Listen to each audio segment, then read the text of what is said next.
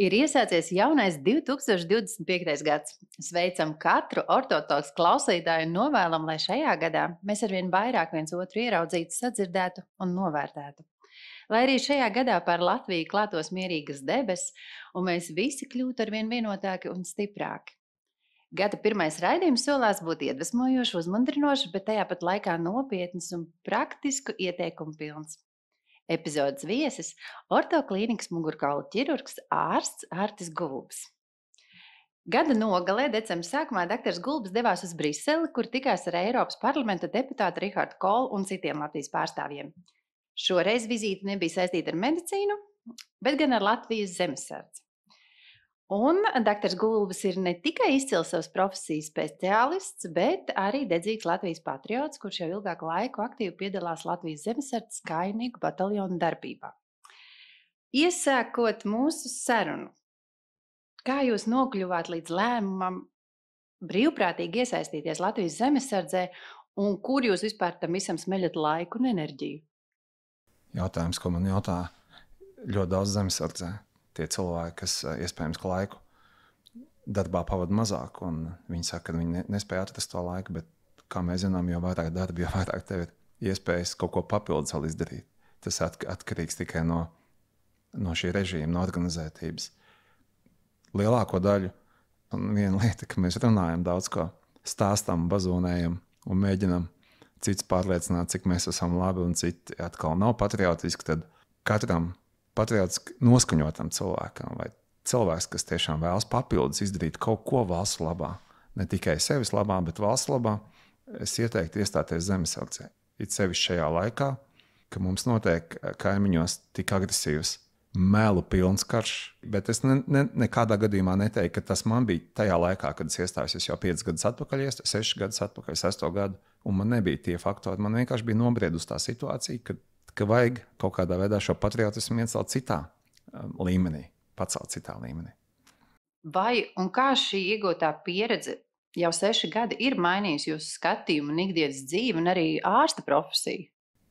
Runājot ar cilvēkiem, kas ir zemesardzē, tiem, kuriem es esmu 13. bataljonā un 1. rotā kopā, neviens no viņiem, kas ir atnācis, nav man teicis, es neesmu dzirdējis, ka dzīve viņiem ir palikusi sarežģītāka, grūtāka, vai viņš nespēja pieņemt lēmumus, viņam šābas palikušas lielākas, tieši pretēji. Tu paliec organizētāks, tu daudz liederīgāk māki izmantot savu brīvo laiku un arī savu darba laiku, un bez visa, nenoliedzam, arī šīs brīvdienas, viss pavadītās stundas mežā, 3 dienu somu, ziemas izdzīvošanas kursus un tam līdzīgas lietas, tā padara tikai stiprāk, ne tikai fiziski, bet tieši psihoemocionāli. Tā mentāli mēs paliekam stiprāki un mēs uz dzīvi skatāmies, es domāju, pozitīvāk. Jūs aizgājāt uz kājniekiem. Kāpēc ne uz medicīnu? Lielāko daļu jau pašā sākumā medicīnas daļa ļoti priecājās, ka es iestājos. Viņi domāja, es iziešu pamatīšu pamatapmācību, iešu tālāk, attīstīsim RAL 1, RAL 2, medicīnas sadaļas, kā saka, izaugsme notiks. Bet, protams, ka nekādā veidā es netaisījos nomainīt vienu kabinetu pret telti, kur man būtu jāsēž uz vietas, jāskat vienkārši tīri teorētiski plānošana, attīstība. Es tieši meklēju pilnīgi pretēji. Es mēģināju sev fiziski pašlogot, atslēgt savu galvu, ko es varu tikai nodrošināt kājniekos. Un es esmu pateicīgs par to, ka apstākļu sakritības dēļ man ir fantastisks gan grupas, gan nodaļas, gan vada komandieris, gan arī rotas komandieris. Tā kā praktiski visi šo vienību vadītāji ir tie, kas arī palīdz tev palikt tajā vietā, vai arī pretēji tev mainīt tavu sākotnējo izvēli. Gada nogalē jūs devāties uz Briseli. Kāds bija šīs vizītes mērķis un kādi secinājumi tika izdarīti pēc šīs tikšanās? Mēs tikām uzaicināti 14 zemesargi, dažādu līmeņu zemesargi, vada, nodaļu komandieri. Un pamatmērķis bija tikties ar Eiropas konservatīvā reformistu partijas deputātiem, kuru pārstāv aktīvs dalībnieks arī zemesardzē Rihards Kols.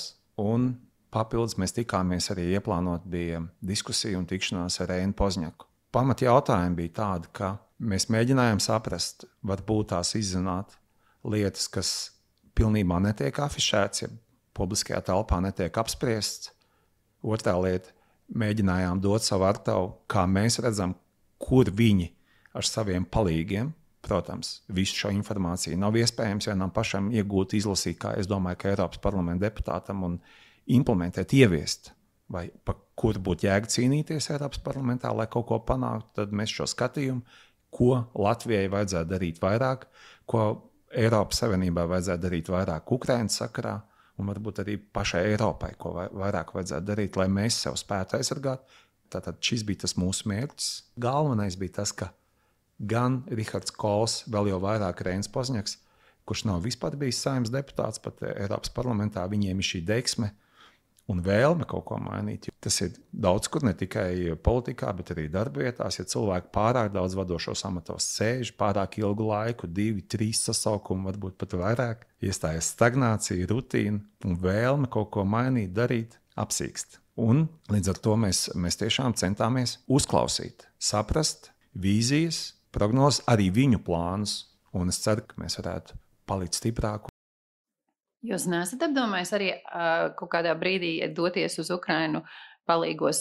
Es domāju, pašā sākumā, bet jāsaka tā, ka nenoliedzami, lai es brauktu uz turieni, būsim reāli, man vajadzēs noteikti vairākus mēnešus, kamēr vispār man kāds apmācīs to, jo man nav šīs pieredzes. Mēs strādājam pārāk sterilos, pārāk glaunos, labos apstākļos, augstu tehnoloģiski attīstītām ierīcēm, implantiem, pilnīgi citu.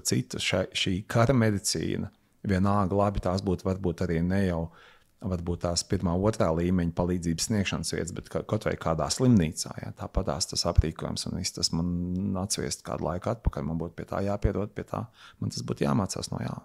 Kas notiktu tad, ja tiešām kaut kas Latvijā sāktos? Kas tad notiek ar mūsu medicīnu? Tagad pēdējos gadus visticamāk, ka es pats arī droši vien, ka man būtu jāiet šī medicīniskajā daļā, jo man būtu jāsniedz palīdzību, kā mēs redzam, ja Ukrainā šo ievainoto skaits ir tik milzīgs, un medicīnas personāls ļoti pietrūkst. Cilvēks vienkārši pilnīgi bez izglītības māca par medicīnas brālīšiem, māsiņām.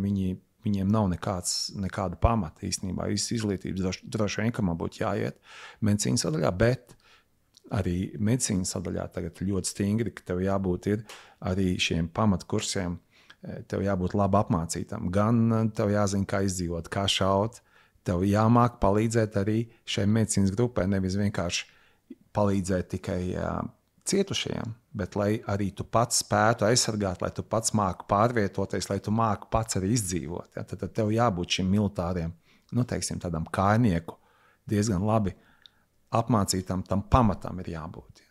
Kā jūs redzat, kādas ir galvenās atšķirības starp pašreizējo medicīnas sistēmu Latvijā un Ukrainā? Un vai mēs esam kaut ko iemācījušies no viņiem? Pašlaik mēs neko īpaši neesam. To, ko mēs esam tikušies tiem cilvēkiem zemesardzē, ko mēs esam redzējuši tos ukraiņus, skaidrs, ka iespējas mēs esam pārāk izlepuši, varbūt tās salīdzinoši. Viņi ir tādi izdzīvotāji.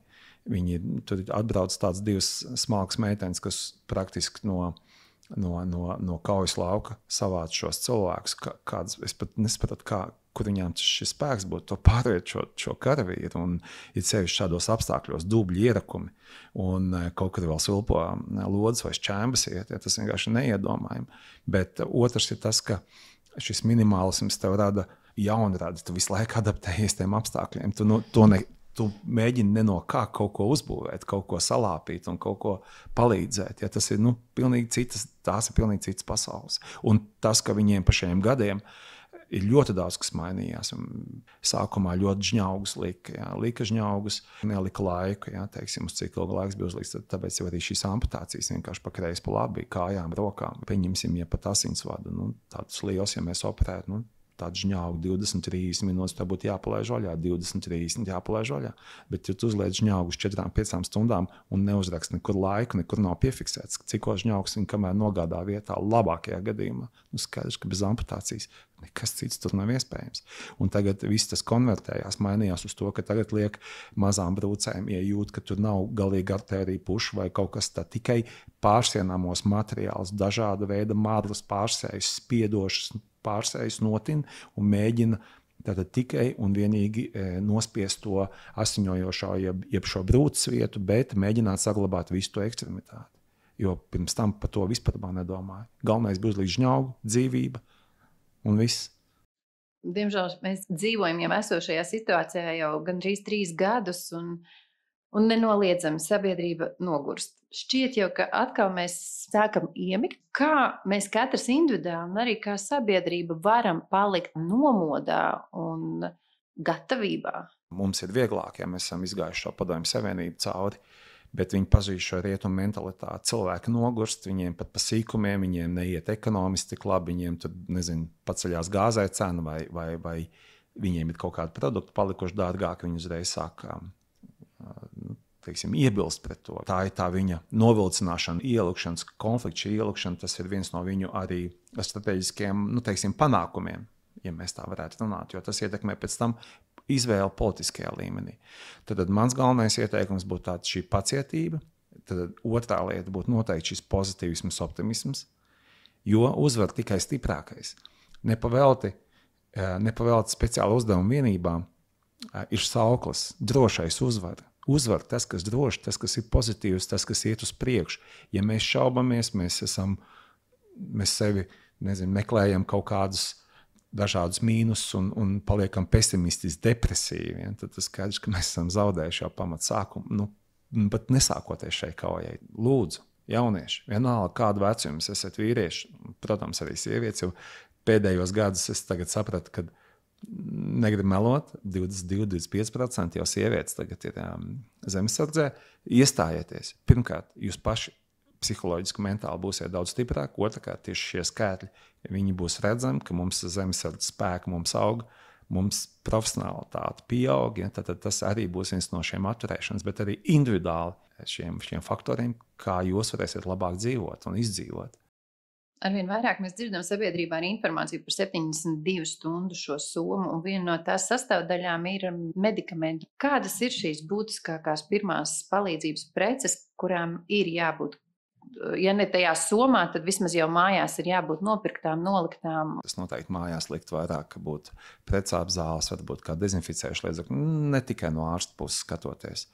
Droši vien, ka iespējams kaut vai primitīvā līmenī mums ir kaut kā temperatūra paceļās, kaut kā temperatūra mazinoša līdzekļi. Jā, protams, pārsēji. Jābūt ir tāpatās pēdējā laikā pat vienu cimdu pāri, vienreizēji lietojamo, tagad 2 cimdu pāris liek iekšā šajā aptieciņā. Tālāk jābūt dažādu veidu pārsējām, jābūt izšķērēm.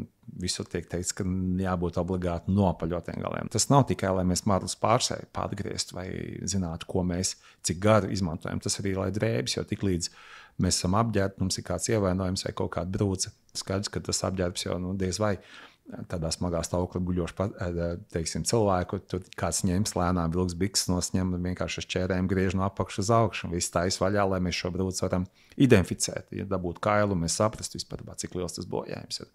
Un tas būtu tas iemesls. Protams, dažādiem jābūt saturošiem tīkliņiem, tādiem tiem saucamiem elastīgiem, ko mēs liekam virsū. Mums ir jābūt folija dažādi šie pārsēji, kas šo temperatūru, jo tik līdz ir asiņošana, momentāli hipotermija veidojās. Ja. Tāpat tās ir jābūt droši vien, ka kaut kādām manā skatījumā būtu vielām, jo cilvēks jau pietiekoši nevajag pat daudz nosiņot, bet tas kaut vai sākumā būs adrenalīns, pēc tam sāksies kolaps, sāks ģībonis, un mēs ļoti grūti būs izvērtēt kaut kādu stimulējošu vielu, kas varētu viņam mazliet viņu noturēt kaut kā ožamais pirts. Bet viens varbūt tās, ko es gribētu akcentēt, ka ja gadījumā mēs tomēr tādam vairāk vai mazāk zinošam cilvēkam iedodam šādu aptieciņu, līdz nebūtu slikti arī tie pārējie, kas stāv ja tajā vienībai, ka viņi arī mazliet par šiem medikamentiem zinātu, jo bieži tur nosaukums līdzīgs, pirmie burti līdzīgi un beigās medikamenti nozīmē pilnīgi citu. Un, kā, ja tādam nezinošam, tas ir svarīgi tik līdz sāk izmantot medicīnisko, medikamentus, ja, tieši šo farmakoloģiju. Tad būtu pat ieteicams uz paciņām ar lieliem burtiem uzlīmēt virsū galvas sāpēm, temperatūrai, jo tajā droši vien stresa situācijām visā tas varētu arī pat zinošajiem varbūt kaut kur tur sajūt visu kopā. Tieši tā, jo tās ir sekundes, tie lēmumi ir ļoti strauji un apstākļi, kādos tiek šīs situācijas risināts, viņi taču ir nesalīdzināmi. Mēs pat nevaram iedomāties mierīgā pieņemsim, uz ielas nokrīt cilvēks, ja tev mierīgi apstākļi, tev apkārt labi, tev mašīnas skaņas vai vēl kaut kas, bet iedomājieties, tur ir dubļi vai vēl kaut kādas citas radītas skaņas, nu, teiksim, kā lodes vai kaut kādas šķēmbas, tālumā sprākst kaut kas, ja, nu, tie apstākļi būs pilnīgi citi. Kādas ir visbiežākās kļūdas, ko cilvēki pieļauj sagatavot šo pirmo palīdzības iepakojumu un arī pie pirmās palīdzības sniegšanas? Varbūt ir kaut kādas tādas lietas, ko vienkārši vajadzētu atcerēties. Šo nedari nekad. Es domāju, šeit jautājums tikai par praksi būtu. Manuprāt, nu, kā jau es mācu studentiem, nu, nav iedomāties, ka jūs iziesiet pirmās palīdzības kursus, piemēram, 1 reizi, un pēc tam 3 gadi neko nebūsiet darījuši šajā jomā, visticamāk, ka jūs tāpat neatcerēsieties. Tātad pirmais būtu jebkurā pirmajā palīdzībā, tas arī visur reanimācijā. Tev jābūt pārliecinošam un drošam tavās darbībās. Tad tiklīdz tu kaut ko sāc darīt, tev ir jāsaprot, ko tu dari un kā tu to dari. Viss, tev jābūt šai pārliecībai. Ja tu sāc šaubīties, es nezinu, es neesmu pārliecināts, nu visticamāk būs vairāk kļūdas un neveiksmes nekā jēga no tā visa. Tad atkārtot, nevajag sarežģītas, varbūt tās medicīniskas tādas zināšanas vai kaut kādas specifiskas iziet, nu, sapratni, teiksim, anatomijā, fizioloģijā. Pietiek tikai šos pamatelementus vienkārši atkārtot, lai tas tev iet automātiski un lai tas tev būtu pārliecinoši. Viss vienalga, kaut vai žņaugu uzlikšana, kaut vai apguldīt, vienalga padomāt par elpošanu.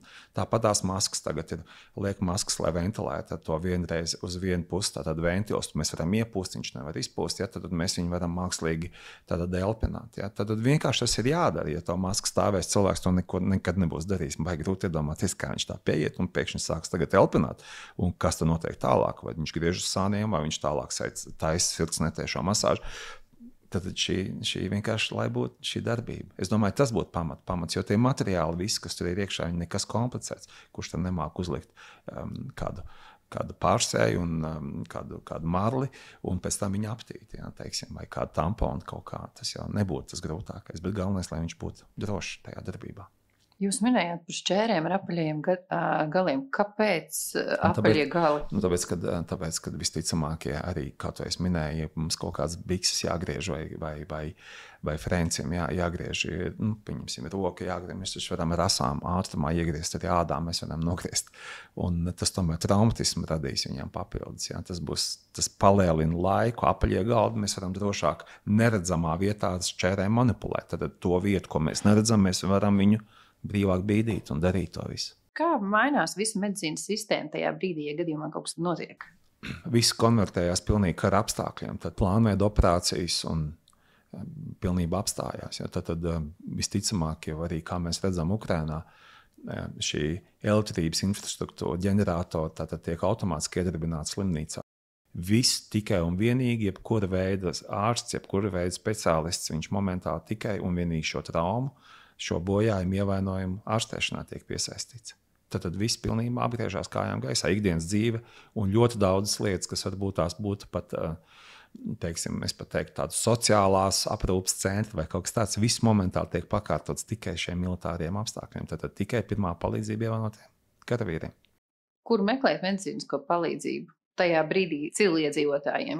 Tie ir sarežģīti jautājumi. Tad civilās aizsardzības šajā likumā, tad lai šīs struktūras mēģinātu saprast, visticamāk, ka lielāko daļu viņas būs mājās. Ja? Jo, kā zināms, 80% Ukrainā ievainojums negūst no šautām brūcēm. 80% gūst no lādiņiem, tad no sprākstošām lietām. To cilvēku jūri, kas tiktu piepildīta slimnīcā, vienkārši viņa nesalīdzinām ar to kapacitāti, ko pašlaik slimnīcās mēs spējam uzņemt. Un skaidrs, ka viena lieta, ka jūs terapeitiskajā nodaļā guļ pacients, kuriem ir kuņu čūla mazliet apārstēt, viņiem tur vēl pasāp, bet cita lieta, ka tur ir reāli, nu, tie ir smagi ievainoti, es pat teiktu, nesniedzot attiecīgajā brīdī palīdzību, tie ir mirstoši cilvēki, tad šī viss tiek pilnībā tikai, lai palīdzētu un izglābtu šīs dzīvības. Kā saglabāt šo psiholoģisko mieru? Jau tagad un arī, kad situācija kļūst saspringtāka. Tas, ko es teicu sākumā, jums jādara darbi, kas ir grūtāki un prasa vairāk no paša nekā ikdienas rutīna. Ikdienas darbs mēs vienalga kādu profesiju pildām, mēs vairāk vai mazāk esam adaptējušies. Mēs meklējam vieglākos ceļus, ērtākos, tā lai mēs būtu gan vienlaicīgi izdarījuši darbu, arī mazliet varbūt tās mentāli nebūtu pārguruši. Un tas dod to pārliecību, vienmēr mazliet kaut ko vairāk, kaut ko grūtāk. Tas tev novedīs pie tādas ikdienas darbs, ikdienas kustības. Tev liksies pilnīgi svētki. Tie būs svētki tev pēc tam vēlāk. Ko priekš jums nozīmē Latvija? Es domāju tā, ka vienmēr tas jautājums ir bijis man, kāpēc man ir iedota tā valsts un kāpēc mums ir iedota šī tauta, tā valoda. Tad laikam nepavēlēt to Dievs, kāds tev ir iedevis. Ja? Tas nozīmē, ka tev ir mērķis kaut ko šīs valsts, valodas, tautas lietā darīt. Vai ne? Cilvēkam tam ir jābūt, tam jābūt asinīs, kā savādāk. Jo skaidrs, ka daudz saka, skolā jāmāca, mājās jāmāca. Jā, man tēvs bija padomju laikā funkcionārs komjonatnē. Man vispār neviena centa, es neko nespētu iedomāties, ja man nebūtu šī valsts. Man vispār nav interesanti nebūtu ne dzīvot, ne cīnīties, ne arī meklēt kaut kādus citus alternatīvas, izņemot šo valstu. Un tad, ja es esmu šo valstu kopā, tad es arī palieku kopā līdz galam. Ja valsts pazūd, es arī pazūdu. Ja mēs cīnāmies, uzvaram, tad mēs uzvaram un aizstāvam šo valsti. Ko jūs novēlētu Latvijas sabiedrībai, Latvijas iedzīvotājiem šajā jaunajā 2025. gadā? Pirmais noteikti būtu saglabāt cerību, optimismu, sākot ar sevi pašu, ticēt valstī, atgādina, ka valsts nav deputāti, tie nav ministri vai tie nav ierēģi tikai.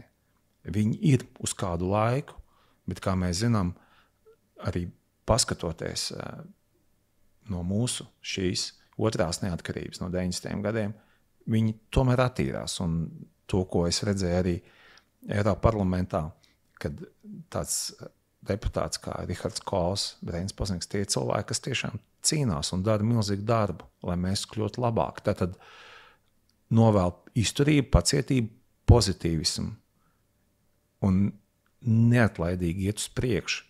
Un gribu atgādināt arī, ka neatlaidīgi visiem palīdzēt tomēr, kamēr karš nav beidzies Ukrainai, jo tūkstošiem reižu tas ir teikts, cik stipri, cik labi viņi izieš no šī kara, tik labi arī mēs dzīvosim. Noslēdzošais jautājums. Ko jūs novēlētu saviem kolēģiem, Latvijas mediķiem šajā periodā, šajā laika posmā?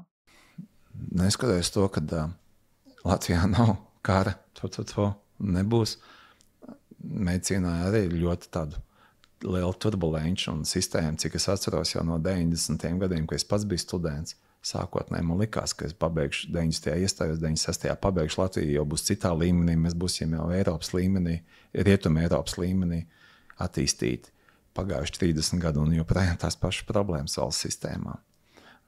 Protams, ka man ir ļoti liels prieks, ka šie cilvēki, kas ir medicīnā, meklē alternatīvas, ne tikai balstīties uz to, ko tev iedos kāds, vai slimnīcas vadība, vai varbūt tās veselības ministrija, bet pašiem iet un cīnīties un negaidīt no tā, ka tev kaut ko iedos, pašiem iet, un tad jau tas rezultāts arī būs.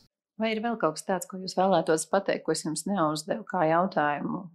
Es varbūt tās atpakaļ pie šī patriotisma un es uzskatu, ka absolūti skolā mums no pirmās klases cilvēkiem būtu jāmāca, ka patriotisms tas ir absolūti neatņemamās tava dzīves komforta sastāvdaļa. Tas nav tikai personīgi, tas ir tavs kopienas, tavs valsts līmenī, tavs tautas līmenī, jo es vienmēr esmu brīnījies par to, ka salīdzinoši jebkurš aprobežotākais Krievs, viņiem tas lepnums un patriotisms ir daudz lielāks nekā mums daudziem pat tādiem pietiekoši situētiem, turīgiem un labi nodrošinātiem cilvēkiem, kas dzīvo šajā valstī, visi ir ieguvuši no valsts, bet viņiem šis patriotisms, viņš ir tāds nevājošs, viņiem daudz kas kaitina, viņš tad visu laiku apsmēja kaut ko. Tas arī droši vien viens būs no šiem iemesliem, kāpēc mēs esam tādi salīdzinoši maza, un tad cenšamies tā kā būt tādi tā kā pazemoti, piesmieti, tādu nokāruši galvu, neko nevaram izdarīt, mēs esam maziņi, nekur nevaram neko sasniegt. Tad es domāju, ka tas ir viens no faktoriem, kas būtu cilvēkiem jāmaina. Un jo ātrāk mēs to darīsim, ja tas nav ģimene, tad mēs arī stiprāku, lielāku, varenāku un tādu pašpārliecinātāku to tautu iegūsim. Varbūt kādam šī epizode šķitīs piemērotāka novembra mēnesim, bet ir svarīgi, ka mēs Latvijas karogu un vārdu un godu nesam visu gadu. Paldies par vērtīgu, uzmundrinošu, nopietnu, bet arī rūpju piepildītu sarunu par savu zemi un tās iedzīvotājiem šīs epizodes viesim, mugurkaulu ķirurgam doktoram Artim Gulbim. Paldies katram klausītājam, kas bija kopā ar mums, un ticam, ka katrs mēs saņēmām kāda zelta graudu. Ja ir tev kādi jautājumi vai ieteikumi nākamajām tēmām, droši rakstu uz ortotologs@orto.lv un uz tikšanos jau nākamajā podkāsta epizodē. Paldies!